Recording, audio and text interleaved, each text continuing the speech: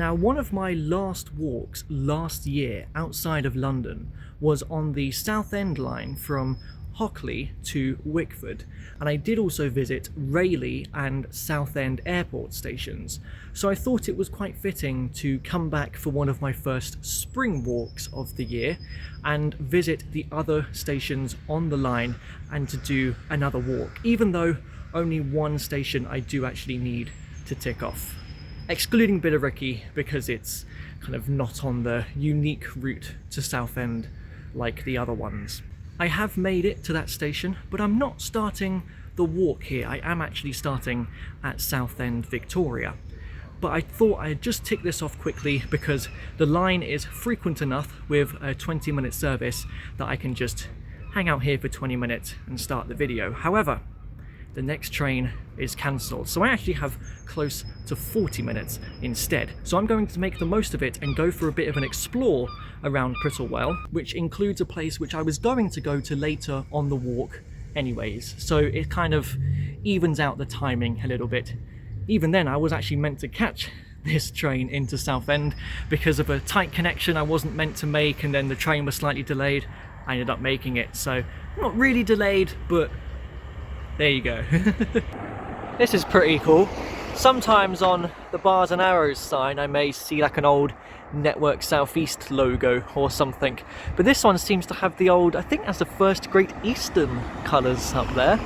Now, Prittle is actually an older settlement than Southend, and some great evidence to support that is this mound here, which is an old Anglo-Saxon burial site, which was discovered in 2003 when they were doing some roadworks around here. The Prittle Prince. It's believed to be the oldest royal Anglo-Saxon burial site in the country. The burial itself took place around 580 AD, I believe, and it was a real surprise when they discovered it. I've seen it described as kind of Britain's Tutankhamun, so that kind of goes to show just how important of a discovery it was historically and archaeologically.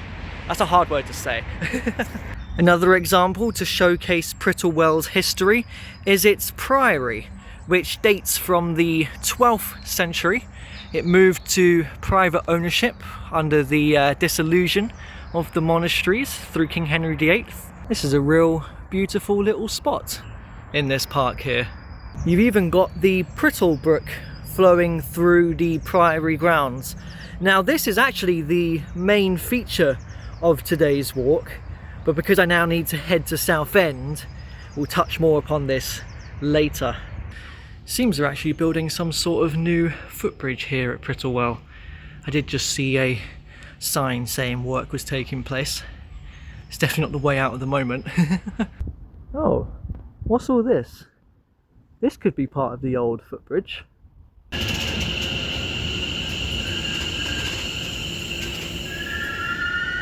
Now, one of the reasons I'm starting my walk today at Southend Victoria rather than Prittle is purely just to get a photo of the station sign, because I only would have used this station once back in 2019 purely for the sake of travelling on this line to Southend, because I would usually get sea to sea.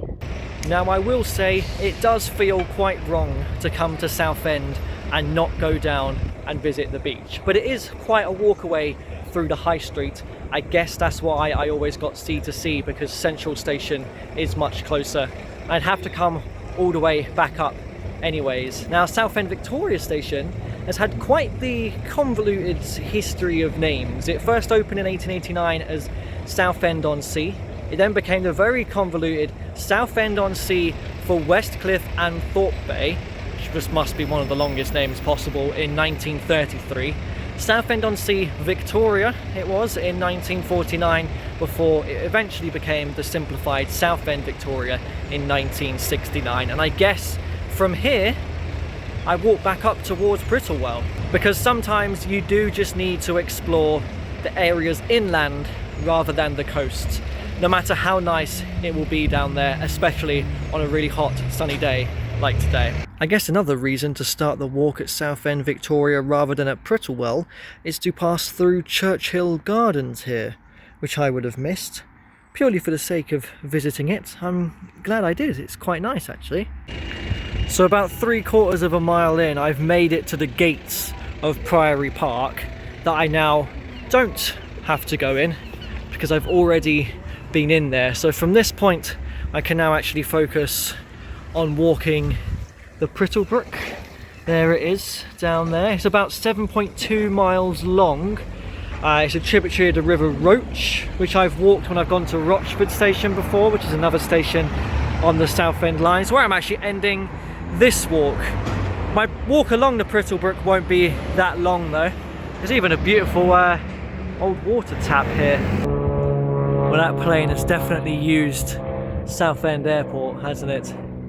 It's quite strange to be walking in urban river outside of London. Perhaps this is a good time to do this though, because more rural settings could be quite muddy still, despite the really nice weather. Also, we're quite close to London that I should be able to still complete this walk before it gets dark.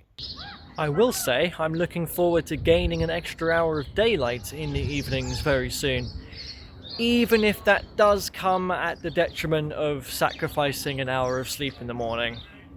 Well, if I must. I'm also going to have to start remembering to bring out sun cream with me on walks soon. I hope I don't get burnt today. Hoping it's not strong enough yet. I didn't bring any with me or put any on. I'm almost tempted, because it's so narrow, to actually hop down there and walk right alongside the Prittle Brook. But the only problem with that is that there might not be a way back up. What if I have to kind of clamber my way through stinging nettles and stuff? I think it's just best to stick to the path really, isn't it?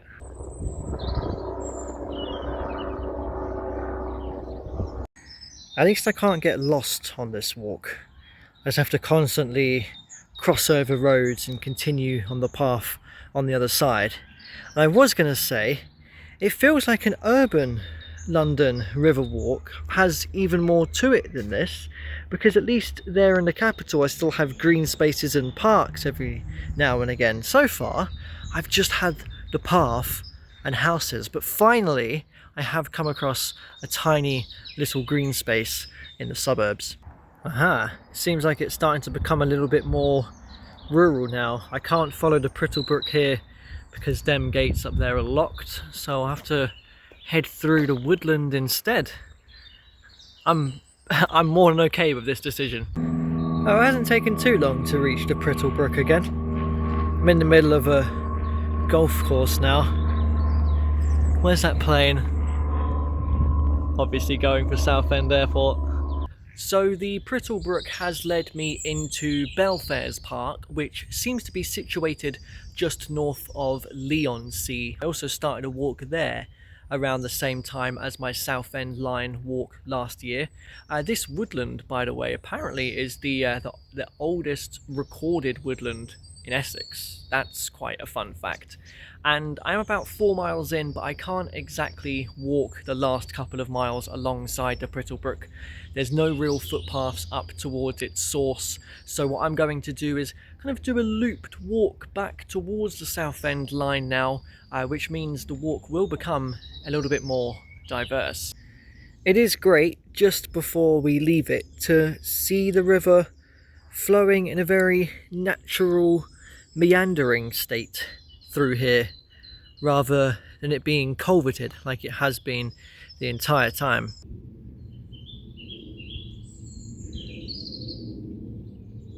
Ah, there's a little visitor centre here. I always quite like these at wildlife trust places. Even if I don't buy anything, they're always quite a nice little cafe and gift shop.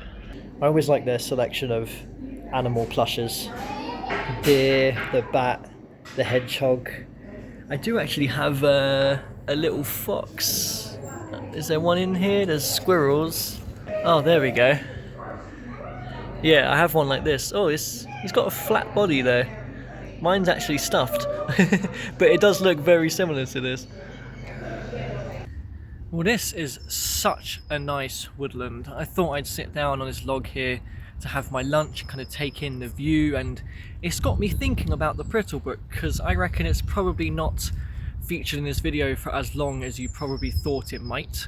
And that's just because there's not a whole lot to it. It's mostly the same as you walk all the way along, but I think it's worth it in the end to bring me to a destination like this. So the beautiful woodland has to come to an end when urbanisation kicks in again. I've just had to cross that busy road, but it will become pretty again.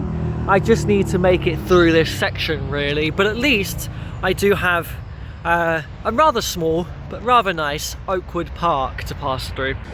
Now it seems I've got another little brook in the suburbs here. Eastwood Brook, this one's known as. I can't exactly walk alongside this one though. I mean, look how overgrown it is on this side, wow. And I will say it was very strange earlier seeing road signs mention Leigh-on-Sea, because it just didn't feel like I was in that area, especially as I've not actually seen the sea today. So I'm coming up to the end of the suburbs. I thought I was going to be walking on the roads, but I discovered that there's this delightful little path tucked behind the houses, and just before I reached the end of it, I just about spotted here to my right, there's a trig point. What is that doing in there? What a great little discovery. That's pretty cool to have a trig point hidden in your garden. I wonder if they even know it's in there. But anyways, I'm onto the road, and this will lead me into my next park, where it's starting to become a lot more rural again. And that park is Edward Hall's Park, which is giving me the impression that I'm descending towards a river valley. And the river in question is the River Roach, which is leading me now into Cherry Orchard Jubilee Country Park. And this is the sort of river walk which I like much more than the Prittle Brook. Sorry, Prittle Brook.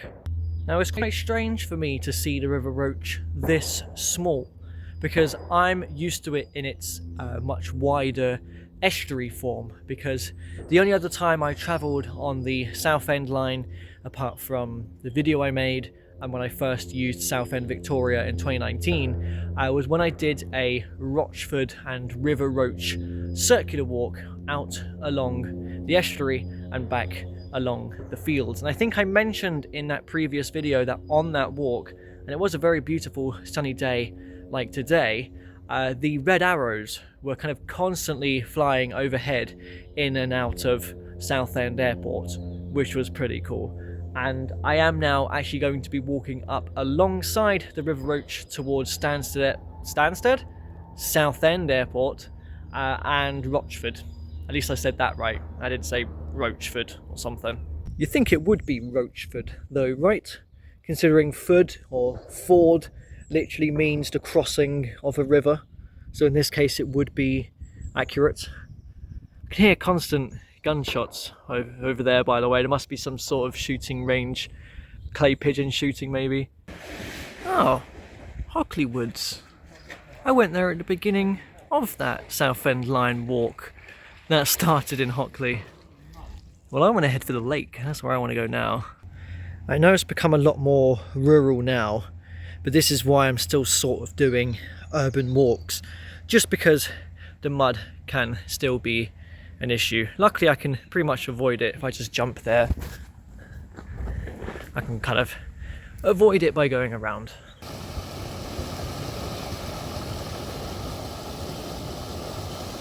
Wow, well here's the lake. I've just walked up alongside it. One of the River Roach helps feed this lake at all. I'm really glad it's a sunny day, by the way. It just makes a walk so much better. Especially when it's not midsummer yet and you know it's 30-degree temperature. This is like the perfect day for this walk, really. Well, I'm leaving the country park and that was amazing to walk across. But I am now in hunt of something that has to do with Southend Airport. So I'm in the rather appropriately named Aviation Way, and I've been on the lookout of Skylark Hotel, which looks to be quite an abandoned site. There is a sign here saying it's private property nowadays, and there was something down there that I wanted to have a look at. But I just had a chat with a security guard who told me that about 3 or 4 months ago they took it away, which is a bit of a shame. Not like I don't think he'd really let me up to go see it anyways. Essentially, behind a hotel, there laid a couple of abandoned planes, which would have been very cool to see. They've apparently been there since the 1950s, so I feel like it's very unfortunate timing that they've apparently been taken away only 3 or 4 months ago. But then again, he could have been saying that to try and get me off the property. So I've come into a different property adjacent to it. It's much more public, it's a car park. And I wondered whether maybe I'd be able to kind of see behind the hotel from here. I can't, but I can see another plane, and that definitely looks abandoned because the engines have completely been ripped out. But it looks like it could be airport grounds, so I'm not too sure. But either way, I'll take it. I've seen an abandoned plane. That's really cool. But the other ones behind the hotel, I've seen photos of. They probably looked a lot cooler because nature has sort of reclaimed them. But I'll take that. Considering today was like a pilgrimage to come out here and try and spot it, I'll take it. Okay, on to Rochford now then, which I guess following the signs for the Roach Valley Way will help me out. And this is rather quite special, actually. I guess because during midsummer, when there's still a couple of hours of daylight left, I don't really get to experience golden hour. So I'm going to soak this in for my final path towards the station.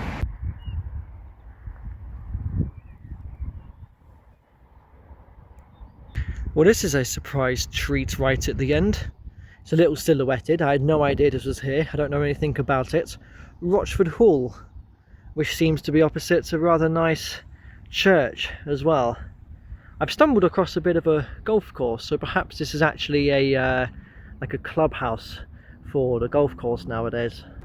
So I've made it to Rochford Station, which has an accompanying First Great Eastern coloured National Rail sign like Prittle had this morning. And I did say that they sometimes have Network South East logos. Well, Rochford's is on the floor of the platform in the brickwork. Now surprisingly, I did not see this the first time I came here in 2023 for that River Roach circular walk. I spotted it when coming back on the train from Southend Airport Station in the last video. And then I spotted one at Hockley. And I've also recently seen one at Brentwood Station, which isn't a million miles away. So there we go. That is all of the stations on the Southend line visited, although I have been to this one before, and I will have to go back and do a dedicated Billericay walk one day. This might be my favourite one on the line. Yeah, I like Rochford. And what a great walk that has been along the Prittle Brook, through Essex's oldest woodland, which was very nice. Part of the River Roach as well, and yes, during golden hour I just about managed to squeeze in an abandoned plane. Now funnily enough, I do have another walk from Rochford planned, and I think it was the original walk that I conceptualized to do on this line that would have taken in part of the south side of the River Crouch towards Hockley. So although I've done all the stations, I will be back one day to do that walk. I'm surprised I didn't do that one first, to be honest. I think because I was kind of more intrigued about the River Roach, because I'd done part of the River Crouch before, but not the Roach. I managed to make it here just as it's getting dark. My train home is on time, so that's good. So thank you for watching and coming along on that walk today. There'll be more Outer London adventures coming very soon, so subscribe if you don't want to miss them. I'll see you then.